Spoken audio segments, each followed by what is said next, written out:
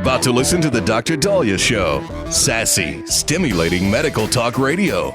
Any medical advice Dr. Daliah Wax gives on her show should not be substituted for an actual visit to your medical provider. And now, here's Dr. Daliah.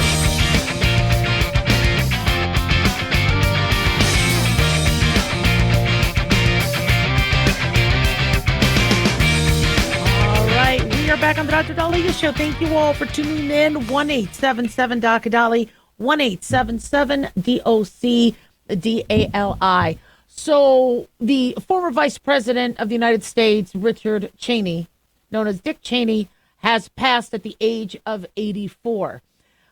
He was multiple decade career, served under multiple presidents, served with Ford, Nixon, George Bush as George Bush's Jr., George W. Bush as his vice president, with his work with Desert Storm and after the following the September 11th attacks, his tenure was controversial. However, he had long-standing service and was an icon from a defense standpoint in our history. He passed away at the age of 84 to pneumonia, cardiovascular issues. According to his family, this was last night, cardiovascular disease and pneumonia. And one thing that has always surprised us was that he had an extensive cardiac history. I think he had 5 heart attacks. I think he had a stroke. Let me just quickly review some of the things he had. He suffered his first heart attack when he was only 37 years old, back in 1978. To survive a heart attack in the 70s is huge, let alone, when you have heart disease that young, it's rare that you make it into your 80s. And he did. 1984, his second heart attack, 88, 2000, and 2010. Something about the even years. He had coronary artery disease, which is the artery plaque buildup. He had to have a pacemaker. Back in 2010, he had a left ventricular assist device implanted. They had to make sure it wasn't hacked. In fact, they apparently that was a worry even at that time of that his pacemaker or cardiac technology could be hacked. He did receive a heart transplant in 2012, even though the left ventricular assist device kept him alive for 20 months. And then, he had potassium issues after the September 11th attacks. I'm sorry. His defibrillator was disabled back in 2007. There was a concern that was terrorist planning to assassinate him. I apologize. The left ventricular assist device is different. I apologize. And then he ends up dying last night of pneumonia, cardiac, and vascular disease. What was fascinating about his history is that his doctor says he was the most compliant patient and the easiest patient, which extended his life. Now, many of you will tell me, I'm a difficult patient. And I'm like, well, I wouldn't brag about that. Doctors don't like difficult patients. I don't mind it because, they're a challenge. And I'm like, all right, bring it. We'll debate whatever you want to do. This is your body. You have every right to question and get second opinions and all that. But difficult patient versus easy patient, this is something that I think we don't talk a lot about. I have on the show, how you could actually hurt your health by certain things that you do that could tick off the doctor. And it's a shame that happens. But according to Dr. Jonathan Reiner, he said that Dick Cheney was the easiest patient. He never let politics or his office get in the way of doing the right thing for his health. He said he was also never concerned about what people knew about his heart disease. He was very open about it. He was the easiest patient, unbelievably compliant. And I think that's one of the reasons why he was able to live such a long and full life. He was very involved in his healthcare, very compliant, asked great questions, made great decisions. And he was a very, very easy patient. Incredibly easy. Now, for that doctor to go through that many descriptors, I mean, that means he must deal with what I've dealt with, what other people have dealt with, where you have people just not listening, bucking you on every move you make. And so what's an easy patient versus a not easy patient? Well, if you're asking questions and you want a second opinion and you're doing research, that is That's not relevant to that. You could be. I think those are fantastic characteristics of somebody who wants to do their research. But somebody be non-compliant is okay. We have a follow-up appointment and then you no-show. Or you borrow your friend's medicine and say, you know what, I'm just going to do that and I'll see you next year. Or, your blood pressure is not in control. You need to take your blood pressure medication. And you're like, I just don't want to take medications. I don't believe in medications. And those things are difficult. Those do make things difficult. You're not bad or evil.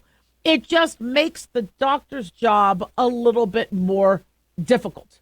And remember, we doctors are there to help you. I know a lot of people distrust healthcare professionals, thinking it's all about whatever the government wants or whatever big pharma wants.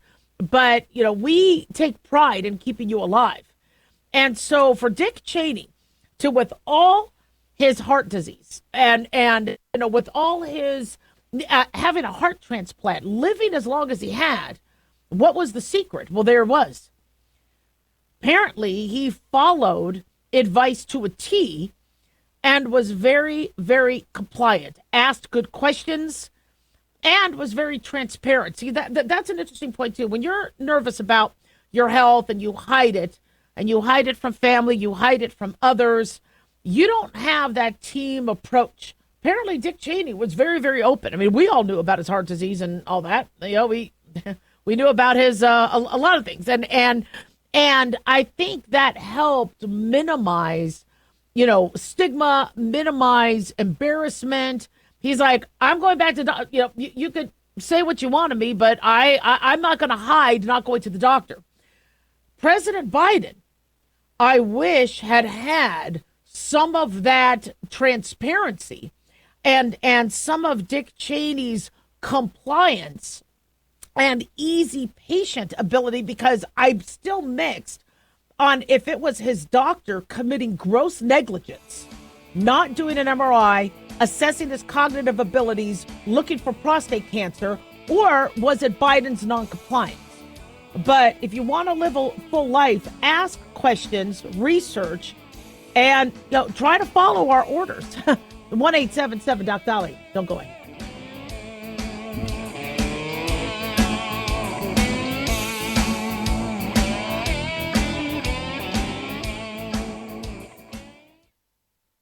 Have you ever thought you'd like to buy and sell houses but didn't know how or where to get the money? My name is Ron LeGrand, and over the past 40 years, I've bought over 3,000 houses without using my money or credit and taught thousands to do the same. Today, even in a virtual environment, we buy nice houses in nice neighborhoods using no banks, realtors, contractors, or other costly entanglements, and build huge cash flow and wealth without the hassle of tenants, all without credit and little or no money. You don't need a license or experience, and I'll show you exactly how it's done. Text FREE to 99799, and I'll send you my free training. I promise you I'll change the way you think about real estate and open the door to a new lifestyle that doesn't involve risk or rehabs and can quickly replace your current income. Text FREE to 99799 and let me show you how to take your life back and build cash flow and wealth from your home. That's FREE to 99799. Again, FREE to 99799. Hey guys, it's Dr. Daliah. Fantasy football season is coming, but sadly, too many of you are taking the bench while the country takes part in one of the most exciting and lucrative industries out there. Don't know how to play? Well, huddle up and listen. Paul Kalikas and I have written a fantasy football pocket guide for beginners. This book walks you through the basics and shows you how simple and lucrative joining or creating a fantasy football team can be. Read our fantasy football pocket guide for beginners found on Amazon or follow the links on X and Facebook. That's Fantasy Football Pocket Guides for Beginners. Don't be left out. Increase fuel economy up to 7.9% with Hot Shot's Secret Gasoline Extreme, the solution to maximize your engine's performance and fuel economy. Whether you're driving a sports car or a daily commuter, Gasoline Extreme is specially formulated with PEA to deep clean. Don't settle for an average driving experience. Upgrade to Hot Shot's Secret Gasoline Extreme and go further on each tank. Order now on Amazon or HotShotSecret.com. Hot Shot Secret, powered by science.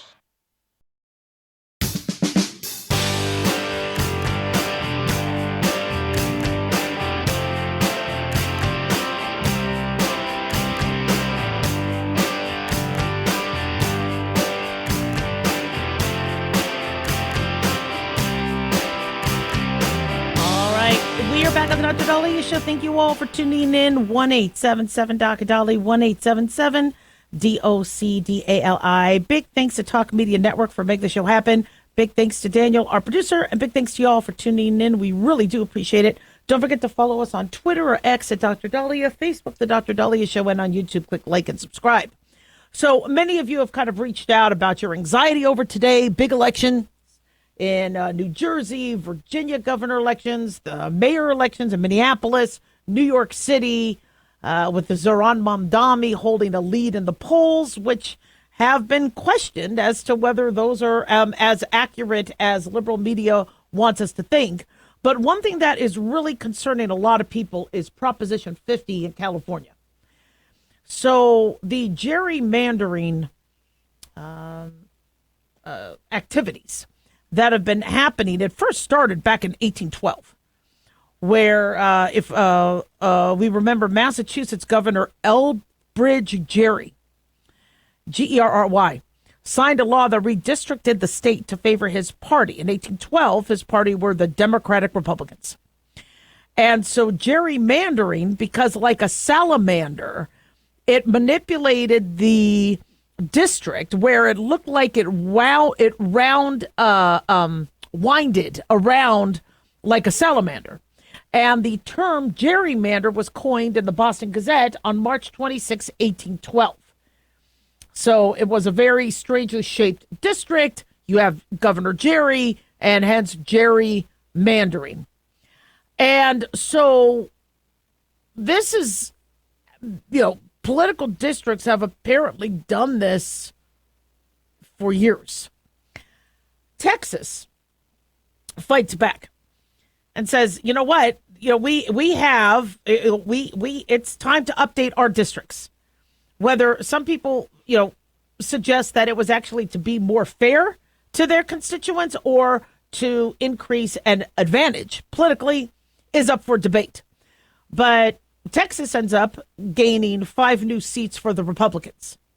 Governor Newsom, who wants to run for president and has been eyeing it while salivating, during his interviews, ends up proposing and promising that he's going to do the same and get 5 more Democratic seats. Now, California is already predominantly Democrat. But California voters are deciding today whether to pass a ballot proposition that would redraw their districts, putting more seats to the House. And California state lawmakers this summer approved a special proposition on the November ballot, which is not usually the time to do this in. And this could then affect the 2026 midterms. Early voting has already been underway for a month, and you can be assured that California will create another 5 Democratic-leaning congressional districts. There's 5 right-leaning House seats, or there's 5 Republican House seats that they have the ability to change. That could very easily give them the Democrats control for a very, very long time in the, and completely wipe out what was done with Texas.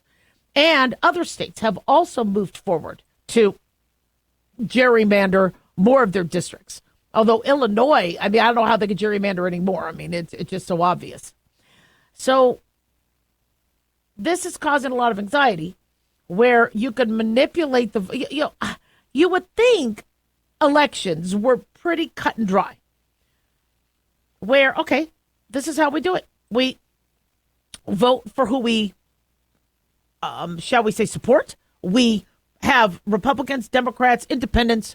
You go to the polls, majority rules in terms of your local elections, and then you have your electoral college that assists very, very necessarily for our national elections.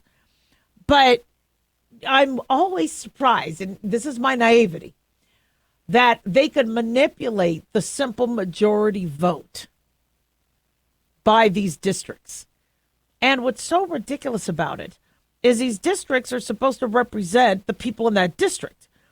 when it does salamander around, districts are supposed to have, the reason why these districts are made is it's supposed to have, the schools, the neighborhoods, the local industry. There's a community in that district. But when you see the shapes of these things, you're like, why is it sneaking all the way down here? You see that in multiple, even with ours, there's some small towns who are very Republican, but they get consumed in the Democratic congressional district. And it's a way for the majority to squash the minority. People were really, really upset about, Trump losing, I think, to Biden. And they said, well, the Electoral College needs to be changed. Or no. The Electoral College was designed by our founding fathers, and it was brilliant. Because you don't want all our elections ruled by New York and California, the most populous states. Iowa needs a vote. Montana needs a vote. 2 votes. The Senate allows there to be representation from every single state. It is so crucial that small states get a vote. It is also crucial that small cities get a vote. But this gerrymandering allows the big counties to absorb these smaller ones and then sadly prevent their voice. And we're hearing a lot of Northern California farmers and constituents pretty damn upset that now they can't have a congressional leader that represents them. And they're farmers. Where are they going to go? And so it's frustrating. Because when you're Democrat or Republican or independent, you want to know that if there is a good candidate and somebody that really works well for your city, for your district, for your community, that person will have a chance to win. And millions of Californians' vote never counts in California. That's a problem. Now, a lot of people leave, and that's what people say. Well, then leave. But that's not easy. If you are, the boots on the ground farmer, and you just can't go and pick up and farm in Las Vegas. You're stuck. And to see politicians do this, and I know I keep saying this, and people think I'm naive as hell, but the job of the politician is to represent their constituents and to be there for us. That's why I'm very impressed with Catherine Cortez Masto, Democratic senator from Nevada, voting to open up the government. This isn't about the Democratic Party. This is about Nevadans. She was voted in to represent Nevada. That's, obviously not happening when these other senators go, you know what? No, with the shutdown, we need to use this as leverage. We need to vote with the masses. We need to be a team. We need to be team players. Okay, you want to be a team player. Are you team New Mexico? Are you team Minnesota? Or are you team Schumer? Team Ocasio-Cortez? Who's your team? And the funny thing is after this latest election with Trump, I think a lot of people are less about the religion of being Democrat or Republican. They just want somebody who's going to fix the country, who's going to fix their state. Now, some people might want to believe what their media outlet tells them, that the Republicans are preventing the shutdown or preventing the government from reopening, which makes absolutely no sense because you see the CR, it's online. They signed it. I mean, the second 5 more Democrats do, Trump will sign it within hours. I mean, it's And my guess is super fast too. I mean, he might do auto pen. He might say, look, I understand I'm on tour, with foreign leaders, sign the sucker. But I'm really disgusted with the way politicians do things to silence our vote. Not cool. 1-877 Doc Daliah.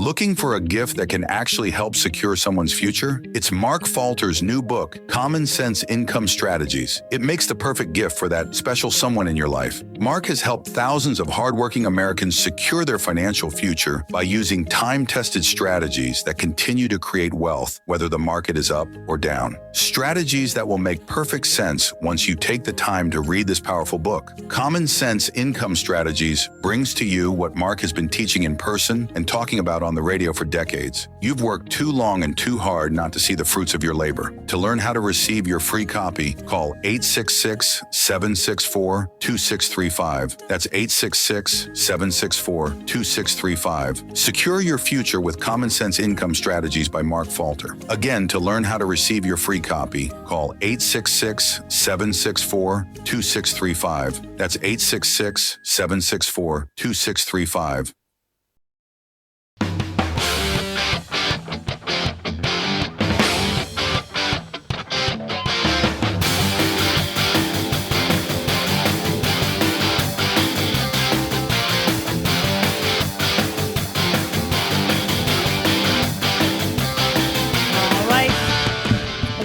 Back on the Dr. Daliah Show. Thank you all for tuning in. 1-877 Dr. Dali, 1-877-DOCDALI. So one of my patients was discharged from her doctor's office, and she thinks it was because of her political beliefs. Well, again, were you a difficult patient? Was it your political beliefs? Was it? It's always kind of hard to say. When somebody gets discharged, I had to fire a patient because he touched my boob twice. I thought it was maybe an accident, because he hugged me when I walked into the room. And then when he did it again, I was like, okay, no, this guy is out. Wife calls up going, you discharged my husband. I am going to take you to the board. You're abandoning him. And so we called the board. Actually, it's funny. My husband called the boards and say, look, we got an issue here. A patient touched my wife's boobie and we want to discharge him. We're giving him the 30 days, but the wife wants to know why we're discharging the husband. And we don't want to say, and the medical board's like, you can't say because of HIPAA. And so, so we're like, okay, well, we won't tell her. And she kept calling and mad. And, it's so, sometimes patients are not necessarily the most forthcoming with why they got discharged. Somebody not paying their bill. They're paying their, Discord account and their Spotify account, and they're buying their iPhone, but they don't pay their copay at the doctor's office. That might get you discharged. So there's a lot of reasons why somebody might get discharged, but this has been a growing trend over the last, I would probably say maybe 7-8 years, maybe longer, where people feel like if they support a political candidate, they are going to be biased against by their doctor. And this video that has been circulating now for months, where a doctor, it's on TikTok, is screaming at a patient wearing a MAGA hat. Apparently it escalates to the point where you see her yelling, saying, take off the hat if you want me to take care of you. If not, get out. And you're looking at this, and some people say, well, it's satirical, but that doesn't really look satirical. I mean, she's mad. Either she's a fantastic actress, or, she's really, really mad and triggered by seeing a MAGA hat. Now, a doctor shouldn't. I know people are, when you look at the comments to this, people are saying it is real. She needs to be reported to the medical board, all that. If you are a physician and you are that inflamed and that upset about a MAGA hat, you should very then politely separate yourself and recuse yourself from that patient. We should take care of anybody and have no bias. But if you admittedly have bias, then that bias could translate to hurting that patient. And so you should then get somebody, for that patient. We don't want, there to be like, remember there was that student who graduated from New York Toro Medical School who was very anti-Semitic. And she says, I cannot wait to write, prescriptions that I guess can hurt Jews or whatever. And then she ended up losing her residency position because she was bragging about how now she can write a prescription that could hurt Jews. Like, are you kidding me? I mean, you just graduated from a Jewish school. Not the smartest thing to say. And so, medical professionals are not supposed to be biased. And when somebody sees a video like this, or, my patient's thinking, look, I can't wear an American flag. I can't have a bald eagle. I can't have a Make America Great Again hat or shirt or a Biden-Harris sticker on my car without feeling that a medical provider is going to retaliate. Okay, that's a scary world. And cancel culture has been slowly diminishing. And it's been really, really nice. People have been feeling, look at the NFL. Lamar Jackson retweeting a Charlie Kirk quote before Charlie Kirk died. Nick Bosa showing his Make America Great Again, the day before the election. The hat. There's, you start to see people go, look, you know what? I am very comfortable with, who I am, who I'm voting for, and I want to be open about it. I'm going to be. And so you see people, luckily, feeling more free. You want to support Kamala Harris? Good for you. This is America.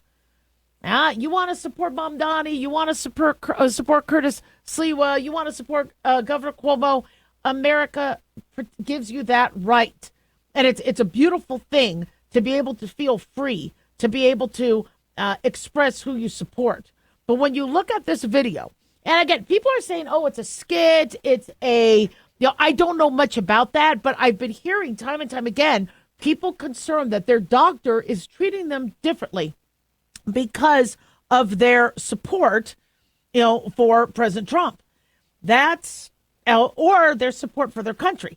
Yeah, that's sad. And it shouldn't be like that. And the reason why it's like that is because somehow the media or politicians made it, well, if you're not with us, you're against us. So I am hearing from people that if somebody supports Trump, it is against the LGBTQAI plus community. But the many LGBTQAI plus community members support Trump. In Gaza, you cannot be freely LGBTQAI plus. You can in Israel.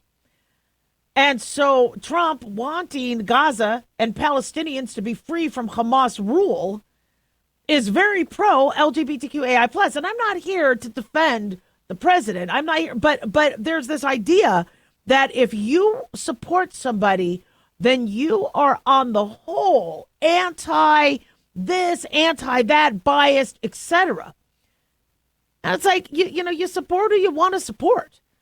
If I'm a Dallas Cowboy fan and they got their ass kicked. The Cardinals, Bassett, quarterback, took over for Kyler Murray. He did a pretty damn good job. And the Cardinals beat Dallas's butt pretty badly. But if you tell me you're a Packer fan or you're a Commander fan or you're good for you. You and I might not be best friends, but I respect your choice. No big deal. That's the way it should be with Republican or Democrat. But instead, people think that any vote for Trump or Kamala kills their opportunity for happiness, kills their opportunity for safety, and it's gotten to the point where we're just taking this too damn seriously. And so, I told you, I was when I was an ER doc, there was a guy that came in that I had to take care of. It was a trauma case, and he had a swastika on his chest that was tattooed there. I didn't care. I still took care of him. He lived, walked out of there. Was he a true Nazi? Was he held down and somebody put that on him? Did he have mental illness? Was he, as a doctor, I'm not supposed to have any bias. Let's say I don't like that you smoke, or I don't like that you have unprotected sex. I'm not going to take care of your lung cancer. I'm not going to take care of your pregnancy. You know, when you had an unwanted pregnancy that you want to carry to term. You know, we're not supposed to have biases. However, if you cannot control your bias and you have bias, then you better recuse yourself. You better get the hell away from that patient, because the last thing we want is that sort of attitude. You know, there's been a lot of debate on what should happen in hospitals when you have a racist patient that says, like there was that hospital where there were these racist parents of a child in NICU. And when they looked at the black nurse, they said, you're not taking care of our baby. Again, these parents were idiots.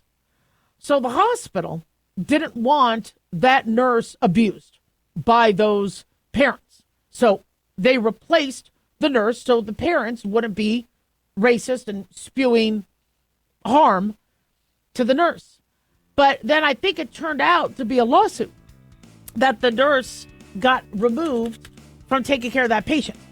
And so, you know, in medicine, we need to protect. I'm sorry, actually, the video is going on right now, but and I want to shut it off in case there's cuss words.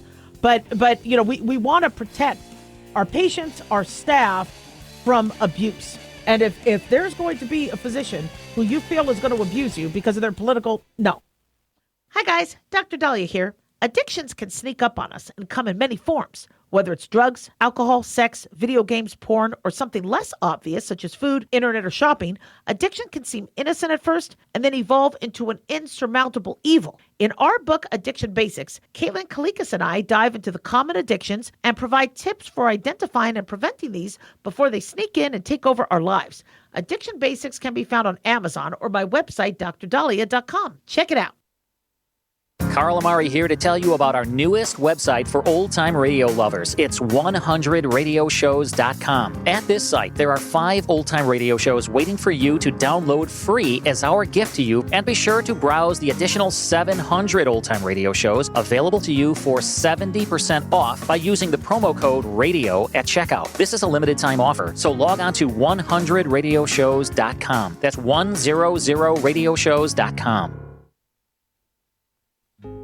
Hey guys, it's Clyde. You know, we've had a lot of requests for Ground Zero merchandise, so we put together an online store with a big variety of high-quality items. I'm really excited to let you know about these things. We have a lot to offer you and your loved ones. In addition to our regular apparel, such as t-shirts, beanies, hoodies, and hats, we've expanded our product line with posters, flags, aprons, mugs, and a whole lot more. We also have Ground Zero collectibles, along with a limited edition of items like a Clyde Lewis canvas portrait, a Ground Zero embroidered jacket that will certainly make for great gifts and for interesting conversations with family and friends. And we now offer publications such as Ron Patton's book about mind control, MK Zine, and back copies of the official magazine of Ground Zero while it was in print. Paranoia, the Conspiracy Reader, also coming in 2023, are updated and revised books that I've written.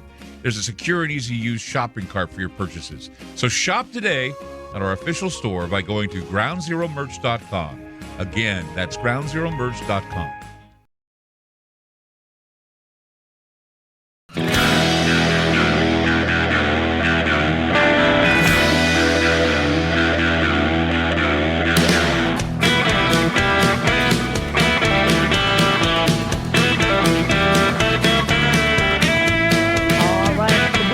Dr. Daliah Show. Thank you all for tuning in. 1-877 Dr. Daliah, 1-877 DOCDALI. So to fast or not to fast, that is the question.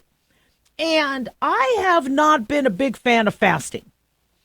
And the reason why I have never told you guys to fast, and I've been a little bit mixed on the intermittent fasting, is because 99% of my diabetic patients told me that they skipped breakfast. I remember my father skipping breakfast, and he died at the age of 62. And my husband, I'm not hungry in the morning. I don't eat breakfast. I skip breakfast.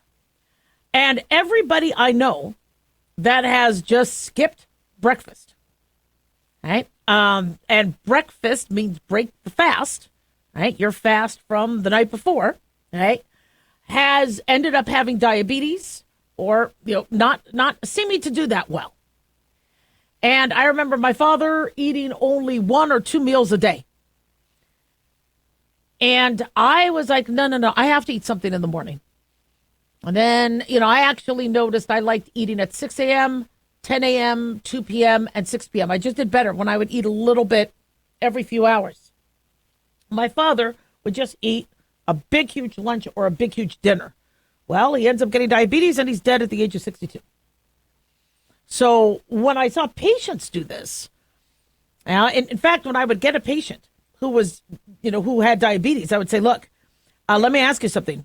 Are you a breakfast eater or did you used to skip breakfast? Oh, I never ate breakfast. Now, that is not a scientific study on my part, but I immediately associated no breakfast with somebody eventually getting diabetes. Now, what was the pathophysiology behind that? There has to be some biological reason for that. And my thinking was that your pancreas got overwhelmed. Your pancreas, your beta islet cells make insulin, and insulin is like the key to the door to get the blood sugar from the bloodstream into the cell or like the hallway into the room. And so I looked at it as your body relies on glucose all the time. And then if your body doesn't get glucose, your liver starts to make it. So when your glycogen stores and your sugar stores start to go down, then your body will ask your liver to make sugar, and it'll also break fat down into ketone bodies to provide alternative fuel. Now, in the 90s, this became very popular. And doctors said, wait a second here, right? Like Atkins. You could lose weight if you start burning your fat and relying on ketones and going into ketosis. The problem is for some people that didn't do well, especially with their kidneys. And the Atkins diet ended up being a low carb or no carb diet. The South Beach diet was a little bit more liberal and gave you a little bit more carbs. But people lost weight cutting their sugars because they were finally getting away from sugar. But it wasn't long-lasting weight control. There was a lot of constipation. And then we had people with kidney issues, especially if they were eating a very, very high-protein diet. And so we've been kind of confused as to what we should be recommending. Then came the intermittent fasting diet, where some people would eat whatever they wanted for 4 hours a day and be fasting for 20. I'm like, well, my father kind of did that. I don't know how healthy that is. No. Or the 16-8, where you eat between 9 to 5. That's where most of your calories in, and then the rest of the day you don't eat. That other 16 hours you don't eat. A lot of people do the 16-8 because it kind of follows their normal, day. Me, I don't really like eating past 5. So I'm more of, I think, a 14-10. But doctors have found that this intermittent fasting actually works for some. And so what I have told you all is it's different strokes for different folks. For some people, fasting and skipping breakfast may be exactly what they need. But for other people, it might not. And so, for those of us that need to eat every few hours so that we don't overload our pancreas, we don't be overly hungry, we teach ourselves to eat smaller meals. Some of us do really, really well and lose weight. For other individuals that are like, no, I really need to fast because I'm retraining my brain to not eat. And I am learning how to be hungry and how not to.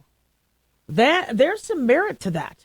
In Judaism, we have to fast for 24 hours and no food or water, unless, of course, you have medical issues or you're a kid or you're older.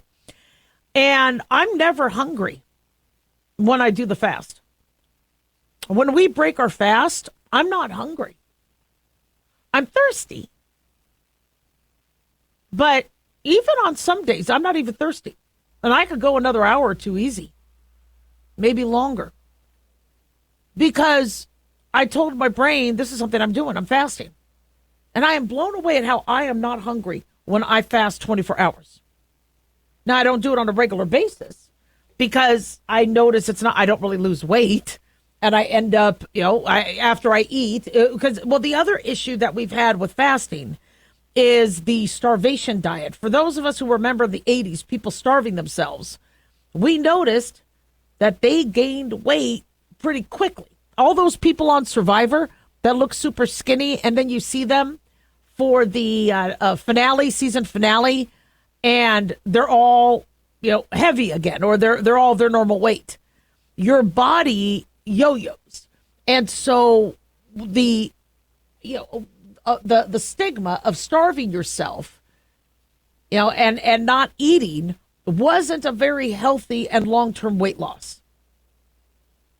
But intermittent fasting can work if during those 4 hours or 8 hours or 12 hours you're eating healthy. Now, what do the studies show? So there's Science Alert, researchers conducted a meta-analysis, a study of studies, looking at all the available experimental research. And they looked at cognitive effects. All right, but they even though they found that the fasting improves insulin sensitivity, seemed to actually lower some people's risk of type 2 diabetes, they wanted to know, well, what about cognitive performance when they were fasting versus when they were fed? So they looked at 63 scientific articles representing 71 independent studies with a combined sample of 3,400 participants using 222 different measures of cognition. Now, the data they got was all the way back to 1958 to 2025. They said that their conclusion was clear. There was no meaningful difference in cognitive performance between fasted and satiated healthy adults. People performed just as well on cognitive tests measuring attention, memory, and executive function, whether they had eaten or not. Meaning, for those people who thought that Biden was fasting the whole time, no. Apparently, he could still look like that, whether he's fasting or not. But they found that it didn't affect people's mental performance, that the developing brains, like kids and adolescents, they did worse, but adults didn't. With kids, their brains are more sensitive to fluctuations in energy supply. So we don't recommend kids do that. But they found that longer fasting was associated with a smaller performance gap between fasted and fed states, which might be due to ketones, which ketones are kicking in. But performance in fasting individuals tended to be worse when the tests were later in the day, meaning the fasting might amplify their natural dips in circadian rhythms. Now, this was looking at brain function. But what people want to know is, well, what about weight loss? So what I recommend is, if your breakfasts or your lunches or dinners are full of fattening foods, try to eat healthy and see what happens. But to go long hours without eating, check with your medical provider first. Because I think the results are still mixed. 1-877-DOC-DALIAH.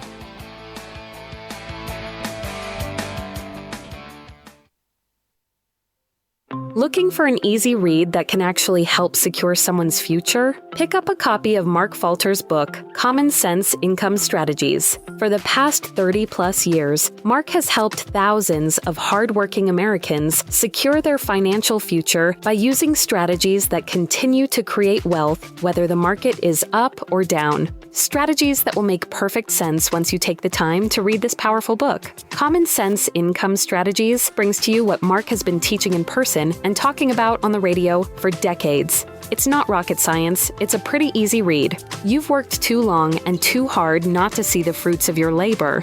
Common Sense Income Strategies is available now on Amazon or by calling 866-764-2635. That's 866-764-2635. Common Sense Income Strategies by financial fitness show host Mark Falter. Secure your financial future today.